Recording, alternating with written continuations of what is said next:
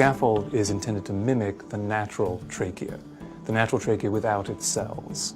So it has the porous structure of a decellularized natural trachea. And that becomes the place where the cells seed into, where they start to grow and become tissue rather than just cells. So how exactly is the scaffold made? The scaffold is made by a process called electrospinning, which is a novel process that allows you to create tiny, tiny, tiny fibers. So if you imagine a fishing line, that's roughly what the fiber looks like, but it's about 1,000 times smaller in diameter.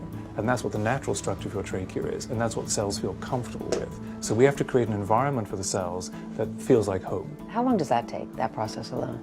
Well, it takes about 2 hours to actually spin the fibers onto a mandrel, which is the shape of the inside of the trachea. But in many ways, it's taken 25 years to get to this point where the technology is good enough to make something that can be implanted in a patient and actually treat their disease.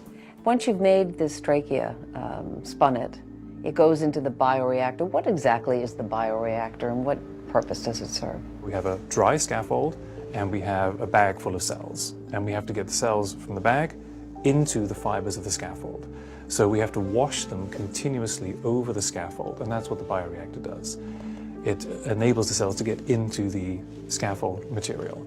The other thing the bioreactor does is, because it's rotating, it's actually recreating the conditions of a baby breathing amniotic fluid in the womb. So before a baby is born, it's breathing amniotic fluid. It's not breathing air, obviously. You and I are breathing 15 times a minute. A baby breathes about 1 time a minute. And that's why you'll see the scaffold is rotated in the bioreactor 1 time per minute, because that creates shear stress, which is the stress of something rubbing. In this case, it's the liquid rubbing down the inside of the scaffold, and that is a cue to the bone marrow stem cells to start to become trachea. They start to change. They do not finish their transformation until after they're in the body.